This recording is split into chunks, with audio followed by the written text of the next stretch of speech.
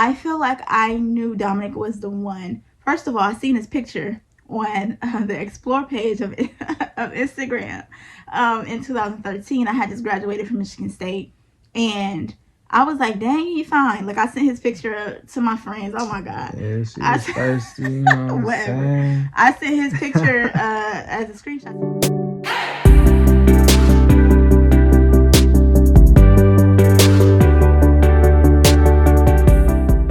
Hey, what's up? It's Jakita. Welcome back to episode 3 of And That's Okay.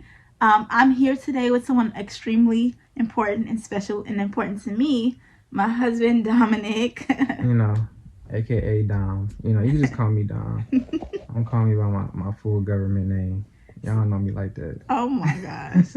So Dominic is here. To me, he's Bay, right? That's his name that I call him. Unless I'm mad, then I call him Dominic or whatever. But I call him Bay. So Right.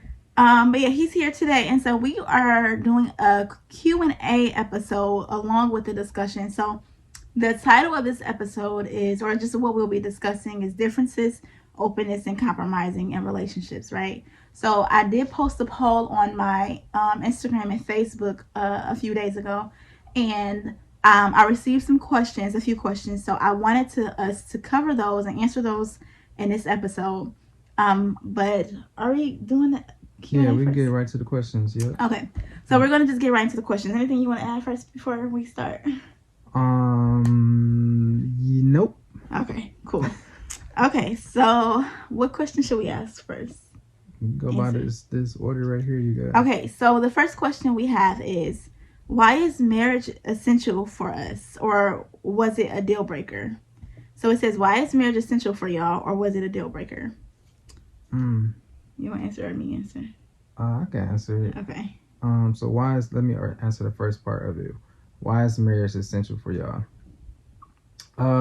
For us, so I just wanted to make it known that I never really cared for marriage. I never thought about it ever in life. It was just like, my mom and my dad, they were married or whatever, and they had a decent relationship, but it's just like I really didn't care for it, because it's like, in my mind, I look at it as, if I choose to be with somebody, I want to be with them. And if I'm choosing not to be with them, I'm just not going to be with them. So I don't need no extra title. I don't need no girlfriend, no boyfriend. I don't need none of that, a marriage title, for me to be committed or choosing to be with this person for whatever amount of time that it's going to be. But when I met my wife, I realized that this is the person that I want to spend the rest of my life with. So when I found out that she wanted to be married, I looked at it as like, okay, why not? If this is the person I want to be with for the rest of my life. And I started looking at marriage as like this symbol of love, like this thing that you can show love to the max or whatever, was to, be married to someone. So I'm like, you know what? Might as well, let's do it. This what makes my wife happy, and I don't mind doing it as well, because like I said, this is the person I want to spend the rest of my life with.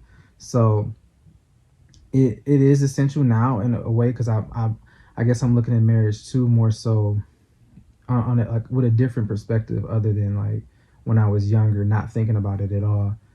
So it's just like a symbolism of our love or whatever, just being with somebody for eternity, And I was gonna say, so in what ways do you feel like your perspective of marriage differs from in the beginning to now? Like what way did it grow for you? I guess I just didn't see the importance of it. Like, it wasn't really important to me. Like I said, I never thought about it and didn't care for it. It's not one of those things where, that men just like grew up like, yeah, you should get married, versus like a woman usually like, they get told all these fairy tale stories like, you gotta find your Prince Charming, and get married, yada yada yada. But we weren't preached that same word. We preached like, get money. You know what I'm saying? Like, be out here, handle your business. Protect, provide. Depending on the type of father or the male influence that you had in your life. And that's what I got. I didn't really get too much of the marriage, even though I seen my dad, marry my mom or whatever. But it's just like, it really wasn't preached upon, like, you should do this. Other than like in church, I guess, too. But it still was like, it's not something I really, thinking about. Versus now, it's just like I, I'm glad I did get married. Like I said in one of my statuses, like I've done some dumb shit in my life, but the smartest thing I did was marry this lovely lady right here. And So so, sweet. yeah, and I stand on that. And like I said, it's an eternity right here, me and her. Thank you, baby.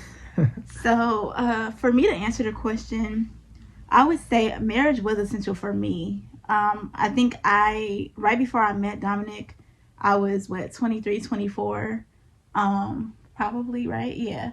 And I knew at that point in my life that I did want to get married. And I just didn't know, like, what that was going to look like. I didn't expect what marriage was going to be like. My parents were married, and they lived in the same home. But at the same time, I still had no clue what marriage was. I just knew I wanted to get married. Essentially, I guess I wanted to just have someone to spend the rest of my life with. Um, it was a deal breaker for me because even though I didn't have to give this man an ultimatum in no way, because our timeline was that we met officially in 2014, right? Mm-hmm. We knew of each other in 2013 via social media, but we met officially in 2014. That's when we started dating and talking as well. And then exactly 1 year later, after we started dating, Dominic proposed. So we were supposed to get married, like have our actual wedding the following year, but we ended up moving to California that year, 2015. So we didn't get married until 2018, the summer of 2018 when we moved back to Michigan. But for me, I knew that I wanted to get married, and I was very adamant about letting him know in the beginning, like, hey, this is what I want. Like, I want marriage. That's what I'm seeking. And he never told me that he wasn't the type to get married or that he never thought about it prior, like in the beginning. As our relationship has progressed, we had several conversations about marriage, and about the importance of it. And I'm gonna be honest, I feel like even up until this year, like Dominic was still like, I didn't see the importance of marriage, right? And of course, as a woman, you feel offended by that because you're like, what? Like, you want your partner to see the importance of marriage or to say, like, yeah, I wanted to get married. But I mean, the difference is he did not, and that was his reality. And I had a whole different perspective. Like he said, women are taught marriage, have children. That's the dream for us. Mm-hmm. Men are not taught that all the time. Even though his parents, like you said, were married, and he saw that. Right. I don't think that, like you said, it was. It sounds like you were saying like you just didn't see the essentialness of it. Yeah. And I think we did discuss it in terms of Dominic feels like without a marriage title, he still could provide and be as committed as he is to me, even without the title. Exactly. And for me, I feel like, well, if that's the case, why not just get married? So I am grateful that he saw that how important that was to me in the beginning enough to say, okay, let's get married. And I'm glad that you think now that you see the importance of it and you can appreciate the marriage part of it. I mean, really, Right. it's just companionship. Because I feel like it's with the right person, it makes you appreciate, any and everything more Yeah. so than what you thought, you know, you already knew or whatever or didn't know. And it's just like with the right person, they can, influence you to do something Mm-hmm. that's, for the best interest of both of y'all, Yeah, you know. absolutely. So, Yeah, I agree. yeah. So that was a good segue into our second question. Do you want to read that one? The next question we were asked, how did you know he was the one? Yeah. So I guess this question was geared towards me. Um, I feel like I knew Dominic was the one. First of all, I seen his picture on the explore page of of Instagram in 2013. I had just graduated from Michigan State, and I was like, "Dang, he fine." Like I sent his picture to my friends. Oh my god, Yeah, she was I thirsty, you know what I'm whatever. saying? I sent his picture as a screenshot to my friends in our group meet. We still got that. Like I still have that message. And I was like, "Dang, ain't he cute?" So they were like, yeah. So from Cute, there, that's it. oh my gosh. It's So fine. I added him as a friend on Instagram or whatever, and followed him.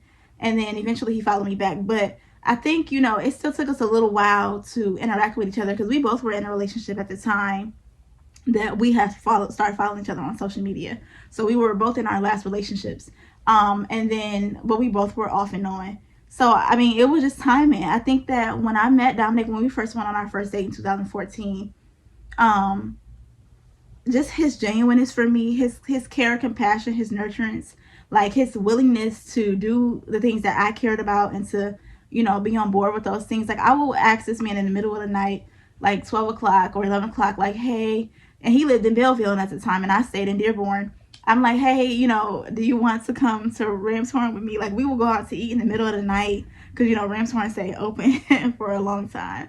So he would drive all the way here in the middle of the night just to come and, have a dinner date with me or a lunch date or brunch date with me in the middle of the night. Two, he's always shown care, and he's been willing to be a teammate with me since the beginning. Like, it never felt like I had to pull information out of him, like, oh, how do you feel about me? Everything that we've discussed and everything we've talked about has always been so easily open between us. That's what made me know that he was the one, because he gave me the same energy that I gave him. And even if he was the one to initiate a certain energy, like, it was genuine, and when I gave it back, it wasn't taken for granted. So I definitely say that that's how I knew he was the one. I don't know if you want to answer this question. I can, I knew she was the one when I was being all thirsty and stuff on Instagram and scrolling down her, her profile, and I'm like, dang, she look good as hell.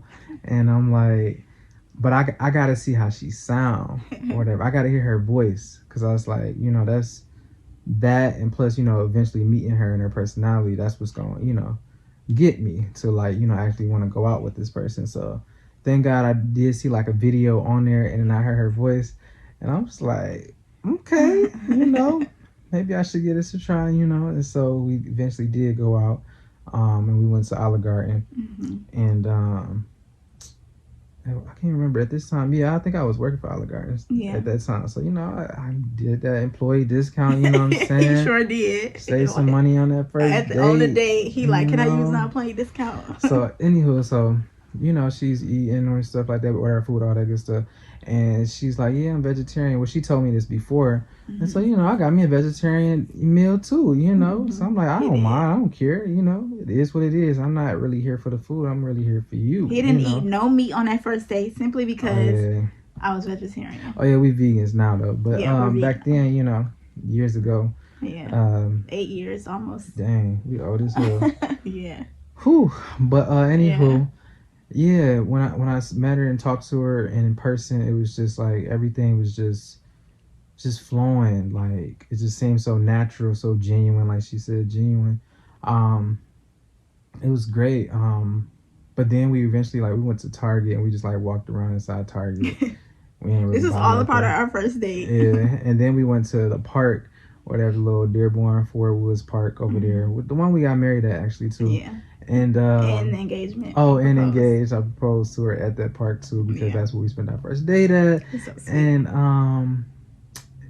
so on that day we walked around, and I just remember, like, I told her this story already. I know it sounds cheesy, but I'm gonna tell it anyways. But yeah, we was walking around, and then the sun just was like, beaming. And I swear, like, the sun wasn't like shining nowhere else but on her. And it was just like, I seen like the right side of her face, and it was just like, oh my gosh, like a fucking angel. I say fucking an angel with a face. Like, she's so sweet. What the hell? She's just so amazing, beautiful. Just the way she talked, the way she walked. Everything, her mannerisms was just all just like so attractive to me, and still to this day it is.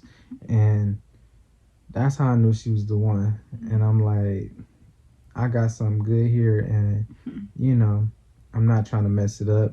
We done had our our shit that we've been through, and it tests our relationship, but it's still, at the end of the day, like, we still choosing each other. Absolutely. Our love is greater than any situation that life can put us in. And that, at the end of the day, that's what it is. Y'all choose each other. Yeah, flat out. Absolutely. Especially, other people try to come in and fuck some shit up. Nope, we stronger than all that. But yeah, absolutely, I agree. Thank you for your sweet story. Oh no, you're welcome. Thank you. Thank you for yours. Yeah, no problem. So yeah, let's go to question 3. How many times should married people fuss in the bedroom? That's a good question. Um, I think as many times as is needed. Mm-hmm. I mean, that's only if you're not looking at fuss as something that's super negative. Like you can't be, y'all fussing like in a sense of I'm saying a whole bunch of shit that's hurtful and Or that I probably negative. can't even come back from, or negative, like you said, and like that's not okay. But if you're fussing in a way where you're arguing or not arguing, you're having a conversation on maybe a difference of opinion or a difference of, anything that you're going through, and you're using words of love or whatever, like you're speaking out of love or whatever with each other, then that's okay. Mm-hmm. Whatever, how many times y'all have to do that, do Mm-hmm. it so y'all can both be on the same page, or Mm-hmm. if it's still a difference of opinions, come up with compromises, all that stuff. So to answer that question, how many times should married people fuss in the bedroom? As many times as needed, Mm-hmm. and as far as this, in a loving manner, in a loving way, where the other person isn't, feeling abused or Mm-hmm. verbally or mentally, whatever, and that y'all can be good at the end of that day or the end of that night, whatever. Yeah. I think you made a good point. I think too, sometimes people see conflict and fussing and arguing as a negative thing when, it's not always a negative thing. Sometimes we need conflict to breed growth, right? So I know like when me and Dominic, have disagreements or we have arguments, at the end of those conversations, we are always learning something new about each other, or there's Hmm. some new information that we take away that's going to help us not have that same argument the next time, Right. right? So I think that if you are having the same conversations and arguments over and over again, then obviously there's a difference and a disconnect in communication, and you probably should, get a third party mediator, a relationship coach, or a relationship therapist, somebody to kind of help you guys communicate better. But if you're having various different arguments, just as just as time go, I mean, it's pretty natural for people to have disagreements. I say like me and Dominic probably have disagreements or arguments maybe how often? Like, I mean, we had conversations a lot, Yeah. but as far as like disagreements or Like arguments, arguments. We don't have that many. not so much. I was Maybe every other 2 weeks or some shit. you I think don't every know. you well, yeah, he said every Or 2 weeks. maybe not. I I don't think it's know. like once or twice, like once every 2 or 3 months. Like Oh, when you we talking about like big stuff? yeah, I I'm talking guess. about like big Oh, okay. stuff. Yeah, yeah, Yeah, we have yeah. little different like little disagreements like about the house or the kids or Right, about something that I mean that's natural and normal. I think that is just conversation like you said about right. things that we trying to get on the same page about. But we're not fussing and arguing. We're not yelling at each other in Mm-mm. those conversations. Now, the Yeah, times when we're probably yelling and raising our voices, I would say maybe once every few months, like yeah, 3 months, 4 months. Sometimes we just really have a good streak, which is usual for us. But I right. think every now and then we have a bigger like little disagreement argument where we yelling at each other, and it Yeah. take a little bit more time to get over. And we realizing that's what we're doing. We're yelling more so than trying to Understand? communicate and Yeah, understand each other. So we absolutely. tell each other like, you yelling, Right. Stop calm yelling. down. Right. I ain't the one. Okay. It's like, no, but Yeah, yeah, definitely. But we yeah, those are very few and rare, but we do have those, and we still at the end of the day, I think the thing I appreciate about when we do fuss is our ability to be self-aware. One, to hold each other accountable for things we say and do to hurt the other person. right. We apologize quickly too. I mean, that's something I had to learn because he's apologized queen. I mean, king. Whoa, Me, I'm whoa. sorry, king. Me, I literally. It took me a long time to learn how to apologize. The stubborn Sagittarius in me is like, boy, whatever, let's move on. Mm-hmm. But he's the type of person that needs apologies right in and there. Right. And so I had to learn that, and it is very important to our relationship in terms of patching up the work. I mean, patching up what we did and moving forward. So, again, I don't know if it's a certain amount of times you should fuss. I just think that it's about what you're fussing about. If you're fussing about the same things over and over again, you might need to seek some intervention. If you feel like there's no understanding or new information that you're learning about each other at the end of it, or like a way to solve the problem, like if you don't have a solution, then you're obviously having a disconnected communication.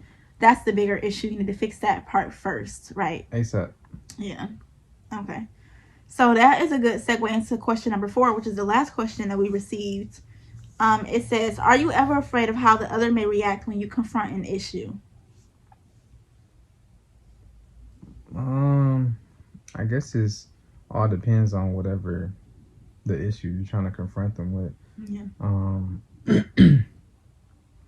But for me, I'm not really afraid. I'm just like, open and honest about whatever it is that I'm trying to, explain to my wife about an issue that I may be having, either with something that she's doing or something the kids are doing. And I don't know. It's just, it is what it is. That's how I look at it at the end of the day. Whatever it is, I'm ready for it. Like, I'm just gonna get it off my chest, whatever it is.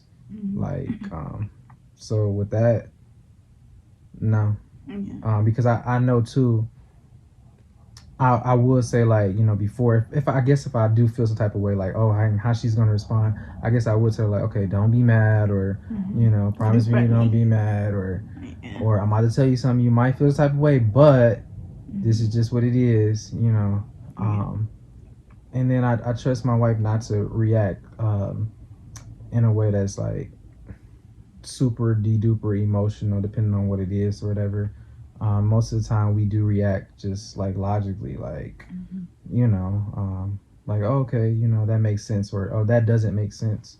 I can't really think of no examples, but yeah. Yeah, no, it's okay. What about you? I was gonna say, yeah, it's been plenty of times. I think too, I get a lot of anxiety when I have to talk to Dominic about something that I feel like either he may feel some type of way about, or that I just assume that he may feel some type of way about. Like, if it's something that just is a confrontational type issue, it doesn't matter what it is. Like, it can be like, babe, can you wash the clothes this week because I didn't wash them last week, or it could just be something like that, and I'm afraid that he may take it some type of way. So I'm like, dang, do I want to say this to him, or when do I say this to him? Cause I don't care. Like, I'll wash the clothes. He don't care. You don't tell me that I'm expecting you good. Yeah. You don't need them washed. I mean, of course, I got eyes too. I can see that they need to be washed. But I'll be tired sometimes where I'm doing something else, or I got something else on my agenda that I'm thinking about doing before I actually think about the clothes. Right. But if you mention it to me, okay, bet. And clothes is a clothes. And that really whatever. is how you are, though. He really is a person. Hear a lot of these people. No, I know, but I'm like, but I just want to acknowledge that, though, because you really are the type of person that, like, even when I have that anxiety of, like, I don't know how he's going to respond, or, like, for instance, say if we talking about different sorts of relationships, or different relationship styles that people have, like, some of the stuff that we've talked about over these last few months has been things that, like, gives you anxiety to talk about, because you don't know how your partner's going to react. You don't know if they're going to judge you. You don't know what they're going to say. So we've had those conversations that were pretty uncomfortable going into it, like, because we don't know how each other's going to react. This is our first time talking about it. And so when we have those conversations, yes, I'm freaking afraid as heck. I don't know what he's going to say. My heart racing. I feel like I got to go to the bathroom and throw up. In the initial beginning, simply because it's scary. But the thing is, practice makes progress, right? So because we still have these uncomfortable, hard conversations, we still share, like, different sorts of issues that we have either with each other, or about each other's parenting, or just in general about our partnership. We still have the conversations regardless of fear.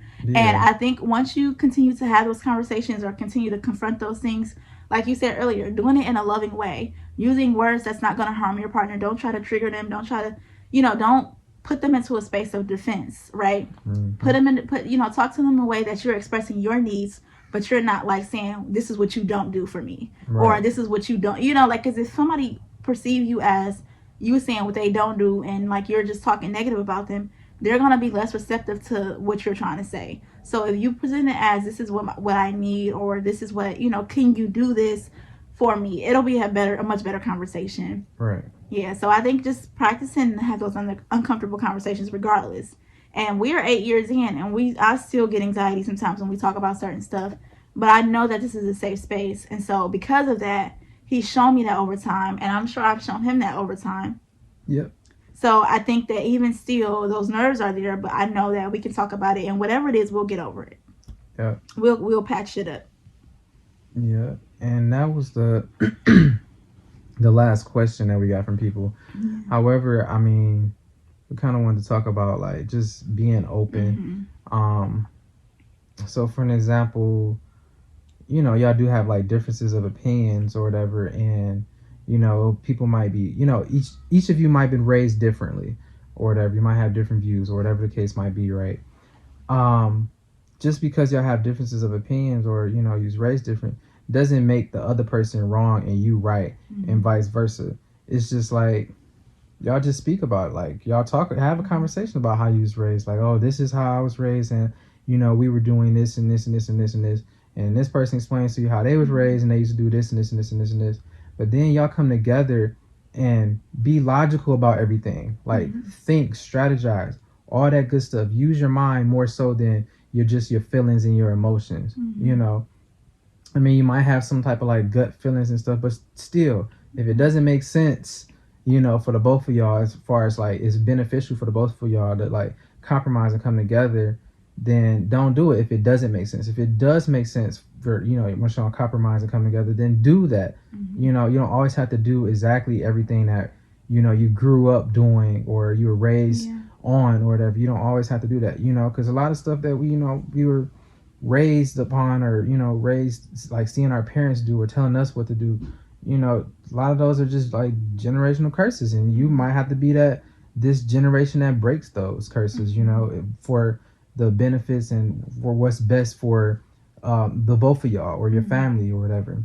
Yeah. And so yeah, just being open to each other, hearing each other out, not trying to shut down the other person just because they think differently than you or act differently than you. Like, no. Yeah. Of course you can still have, deal breakers, but be mindful. Are those deal breakers like, reasonable? Like, or it's just like, oh, he don't got no car, so we can't be together. Like, do you know why he doesn't have a car? Mm-hmm. Base it on that. Is the reason why he doesn't have a car because he's saving for a house or something else, or he doesn't have a car because he chooses to not have a job or just you know be lazy and not go ahead and be this go-getter that that men need to be to make stuff happen. Yeah. I think that's a good point. Simply because differences in relationships in general can definitely break the relationship down. If it's not acceptable for each person to have their own individual viewpoints or understanding and perspective of things, I think a lot of the times, especially because in a relationship, in the beginning, we come together because of the things that we share, right? The things that we share in common, the things that we are alike about. But as time goes, you'll start to realize the differences that y'all have. And no longer will those things that held you together that you share is going to work. It's not going to be enough anymore. So now you have to navigate how to still be in this relationship, how to find love, how to be in love, and in like with the person you're with, knowing that you guys have different perspectives about some things. And so, for issues like parenting or like if one person's sex drive is higher than another, if one person is more introverted or extroverted, like if one person likes to spend more time with their family versus the other, like all of these are things that happen in relationships, and they cause issues if they're not talked about in an appropriate way. Right. So for me, I like to promote to all couples and people in general, create the relationship that you want. Create the relationship that's unique to you and your partner. It does, like Dominic said, it does not have to look like what your parents did or what our grandparents did or what you grew up on. And so getting out of that mindset of entitlement that just because I grew up like this is superior to yours is wrong. And it's not going to cultivate a relationship of teamwork or companionship or trust. So I think, in order to be able to survive in any relationship, you have to accept your partner's differences. That does not mean that you're okay with everything. It just means that you accept them for what they are. You're not trying to change them, but you definitely come up and have a conversation around what will work best for you guys, especially if you're raising children, because then that's when the issues really come, right? Like, you raise one certain type of way, you have a perspective, one person has a certain religion, the other person doesn't want to celebrate Christmas. Like, I mean, you have to come up with a compromise that is good for both of y'all and not looking to say or to fight about which one is better than the other, like you said. Like, Right. Or have these conversations before y'all get too deep. Like, absolutely. Yeah. y'all dating, y'all neither one of y'all had kids. Have these conversations then. Mm-hmm. Like, oh, if we had a kid, like, who's going to be doing the discipline? Are we going to beat our kid? Are we going to put them on timeout? You know, like not beat, like, you know, yeah, no, I know what CPS involved, but like, you know, little spanking here and there, grandma get the whip. You know, if you want to stop all that, you know. Absolutely. And just put people, you know, kids on timeout, something like that, or take stuff from them, put them on punishment. Right. Don't give them allowance. Like many consequences. Still, just have those conversations before y'all even get to the point of having those kids. You know. Yeah. Everything. I think everything. I think the success of our relationship is really based on open communication, being non-judgmental, being open-minded, and just the friendship and companionship we have between each other. Like, I know that Dominic is making a choice to be in this relationship with me in marriage. He knows I'm making a choice to be in this marriage and relationship with him. We don't feel entitled to each other's choice to be here or not, right? Like, this is his choice, and I'm choosing to be in this as well. So together, because we both want this, we have to do what is necessary, and we're both willing to do what's necessary to make this relationship work, to make it successful, to have as less arguments as we possibly can. And when we do have those disagreements and arguments and differences, that we at least come together, talk about them, and come to some sort of understanding of how we go forward. Yep. Yeah. Okay. Anything else you want to add, my love? Nope. Okay. I'm tired. And I'm ready to get off. And I hope all y'all have a wonderful day out there. Stay tuned for more stuff, you know, on And That's Okay podcast with my lovely wife, Jakita. You know, she hate when I call her Jakita. Jakita, I hate But yeah, stay tuned, y'all. Y'all gonna see me a lot too, so you know, hopefully y'all can tolerate my face and my voice. Your beautiful face. Yeah, definitely. Dominic will be back at some point too. We're planning to do a couple of things together, and to just, you know, be more transparent about our marriage and our relationship. We've been through a ton of things in these 8 years. Maybe some stuff you guys wouldn't believe because of the sort of relationship we have, but it's genuine. What you see is what we like. We do this every day, even when the camera's not on. Even when we're not posting statuses and stuff on Facebook. This ain't fake right here. Like, we are genuinely... I ain't got time to be faking none of that. I'll be out this... Yeah. But it's all real, you know? And I think, you know, just because of the fact that we know that we have a choice to be here and we want to, we see the value in it. We are completely who we say we are. And then, you know, even when, like I said, all this is done, we still loving on each other the same way, to where I'd be like, dang, babe, we annoying to each other? Because, like, wow, we love each other in such... deep capacity. But I mean, I'm just so grateful for this because I don't know, I've always wanted to be married. I've always wanted love. I always saw myself as having a companion. I think right before I met Dominic, I had given up on that, and I was like, you know, I just think I might just, if I gotta be single, I'm gonna be single. But that was because I was tired of interacting with people who was not on the same page, who were not trying to give me the same energy, who you have to chase down, or you gotta keep questioning whether they feel the same way you feel. Like, nobody has time for that. So I mean, at that point, I was willing to be single for the rest of my life as opposed to just settle. But luckily, I found my king, and we are building this empire together, one day at a time, one argument at a time, one love and kiss and hug at a time. And so, again, we just want to be who we are and hopefully inspire and share all that we can. You're so fine. Thank you. And share all that we can with other people, just in hopes that it helps other people for sure. So. Yeah. What she said. It's so crazy. And that's okay. And that's okay. So we thank you guys for tuning in. We will see you guys in episode 4, or I'll see you. I don't know who it's going to be, me and Dominic, or just him, or I might have a guest. So I will see you guys later. Thank you guys, and peace out. Remember, and that's okay. And if you need me, remember to email me at bdmftherapy@gmail.com for any inquiries on individual therapy, couples coaching, relationship coaching, self-esteem building, stress, anxiety management. If you just have questions, or you want to us to talk about a certain topic on this podcast, or you have questions for me and Dominic. Yeah, I like the questions. Y'all keep them coming. Yeah, the questions are beautiful. So I don't care what it is. Yeah, we are very open. So you can ask us anything. We will be honest and transparent. So again, email me at bdmftherapy@gmail.com. And follow me on Twitter at @andthat'sokay_ to know when these podcasts drop. Thank you so much for watching my video. I really hope you enjoyed it. Don't forget to like, subscribe, share, leave a comment below also if there's something you enjoyed or if there's something that you want me to talk about in the future or make a video about. Leave it in the comment section. Anyway, peace out. Thank you all, and love always, Jakita.